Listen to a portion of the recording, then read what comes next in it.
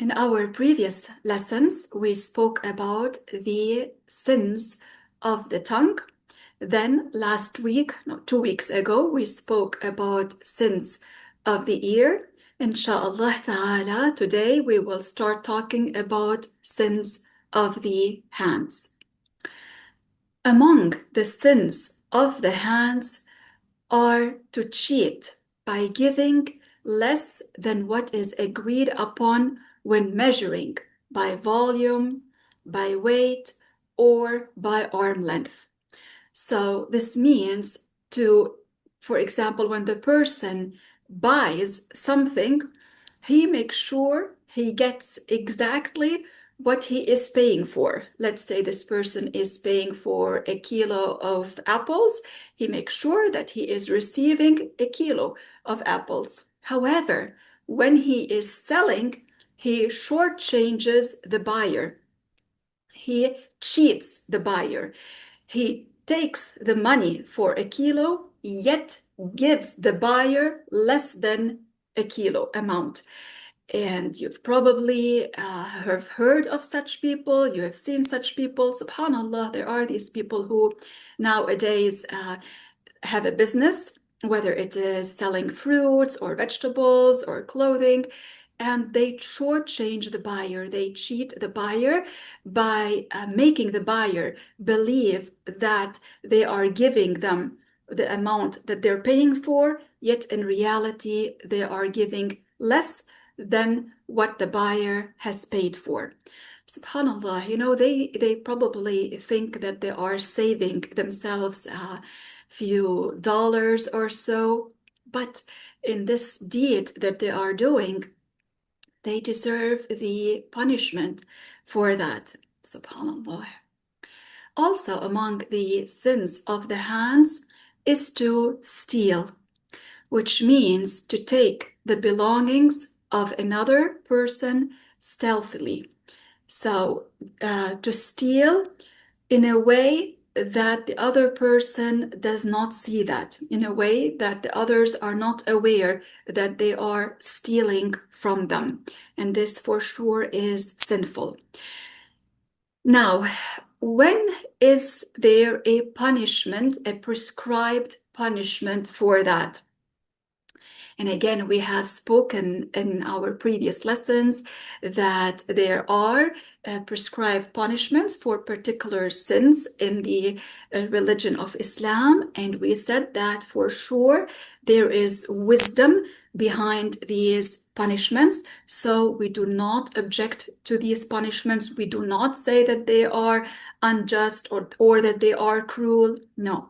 For sure, there is wisdom behind these judgments. And you and I, when we think about these punishments, and we think if they were to be fulfilled today, I think, like you probably think as well, a lot of the injustice that is being committed would probably be less. A lot of it would probably not be committed if these prescribed punishments were actually done.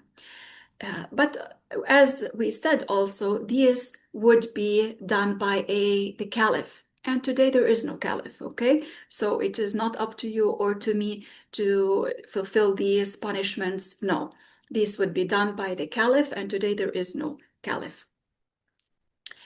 So, when would there be a prescribed punishment? If one steals what equals the value of a quarter of a pure golden dinar from its proper secured place. So if a person steals what equals the value of a quarter of a pure golden dinar from its proper secured place. So if one steals less than that, then his hand would not be cut for that, okay? Now, when we say the proper secured place, what is meant by that? That is the place that offers the adequate security for safeguarding such articles. For example, usually when you have gold items, you wouldn't just leave them like that on the table in your home. You would probably put them in a particular secured, safe place for them, okay? So you wouldn't just leave them on the table in the living room for everybody to see when they enter your house, for instance.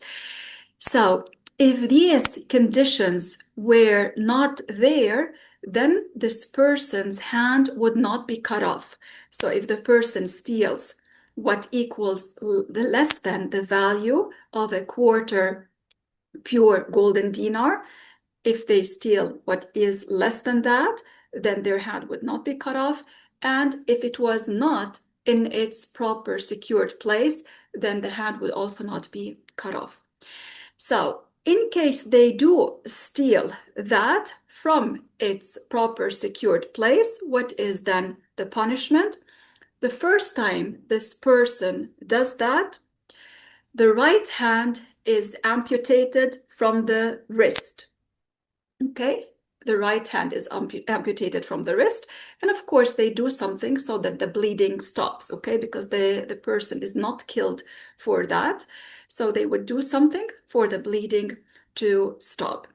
Now, in case this person, the same person, steals again what is equivalent to the value of a quarter pure golden dinar from its secured place, if they do it again, then what is the punishment? They will have their left foot amputated at the ankle, the left foot amputated at the ankle. Now, in case this person does it a third time, then they will have the left hand amputated. And if they do it a fourth time, the right foot. Now, in case now this person does not have hands and feet, yet they still steal again, in this case, the caliph would punish this person in another form, okay? They would discipline this person in another way. But I mean, usually the hand is something that is very, very, very valuable for us. SubhanAllah, if our finger hurt, you see that it often affects us, affects our mood, affects the way we go about our day. And it's just the pain in one part of our finger, yet it really affects us. So how about if one does not have a hand? SubhanAllah, yani we need to often remember these plenty of endowments that Allah Ta'ala granted us with without Him being obligated to do so. He granted us many, many endowments. We need to often remember that, to thank Allah for that, and to make sure we do not use them in disobedience. So Allah granted us with hands. We do not use them to commit sins. Okay, and as we are talking now about sins of the hands, so we should not use our hands in committing sins. Also, among the sins of the hand is to loot. To loot, that is stealing in public. And also forcible seizure, that is to unjustly take control of someone else's right. Okay, take control over someone else's right unjustly. And also among the sins of the tongue, of the hand, also among the sins of the hand, is taking from the spoils of war before the religious division. So let's say there was a war between Muslims and non-Muslims, and the Muslims defeated the non-Muslims, and there were spoils of war. In this case, they would need the fighters, for example, those who are entitled to a part, they would need to wait for the religious division of the spoils and not just take on their own what is not their right. Among the sins of the hand is to kill someone unrightfully. Now, there are types of killings. If a person kills another unrightfully, kills another Muslim unrightfully, if there was a caliph, this person, the one who killed unrightfully, would be killed unless the inheritors say that they do not want this person to be killed. Okay, if this person killed another Muslim unjustly. So if the inheritors tell the caliph they do not want this person to be killed, then the person would not be killed. And again, I say again, this is to be done by the caliph or the person whom the caliph appoints for that. So today there is no caliph, so it's not for you and for me to do that. No. Now, sometimes a person might kill another person out of a mistake. So the scholars here differentiate between killing by mistake, killing intentionally, and killing by semi-mistake. The case of killing intentionally, we talked about this now. Now, in the case of killing by mistake, how does this happen? What is an example of that? This is when there is no act of aggression intended for the victim. So the person killed another, but really they did not want to kill this person whatsoever. They did not intend to hurt this person whatsoever.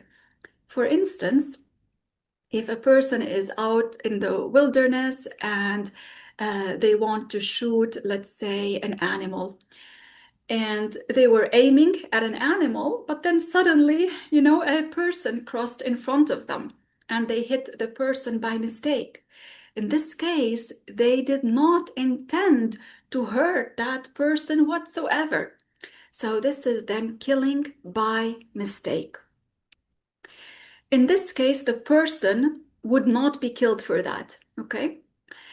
And killing by semi-mistake, this is in a semi-deliberate manner, which is to direct an act of aggression at someone that is generally not fatal. Generally, it does not kill. Okay, they did intend this person with an act of aggression, but generally, this does not lead to death, but this person died.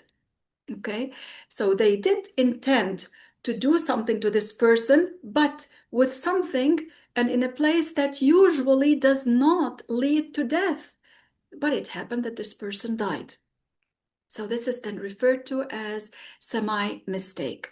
Okay, so in the killing of killing someone by mistake and killing by semi-mistake, the person who did the killing is not killed for that, but there is a diya, blood money, that this person would have to pay to the inheritors of the person who died. Okay, and there are details pertaining to the diya, who was killed and what is the diya, and more details pertaining to that. Also, among the sins of the hand is to beat a Muslim unrightfully or to terrorize them.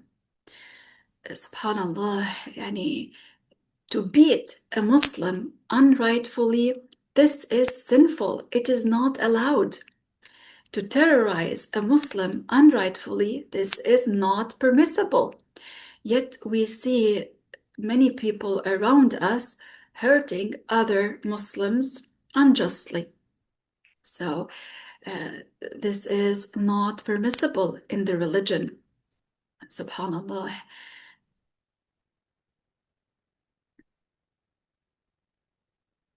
And among the sins of the hand is to receive or give a bribe.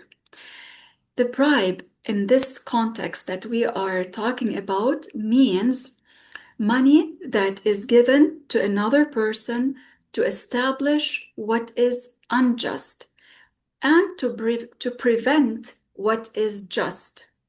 Okay, so in this case, it is sinful. It is sinful in this case to give a bribe to another person to establish what is unjust. You're giving him money to do something that is unjust, okay? Or to prevent something that is just. In this case, it is sinful to give the bribe.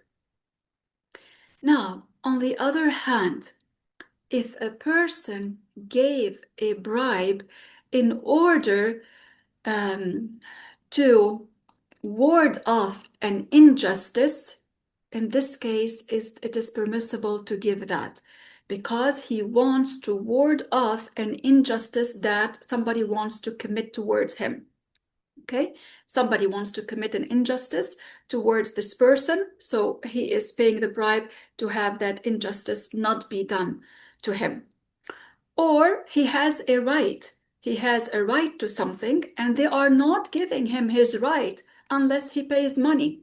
So in this case, he is not sinful if he is giving money in order to obtain his right, what is his.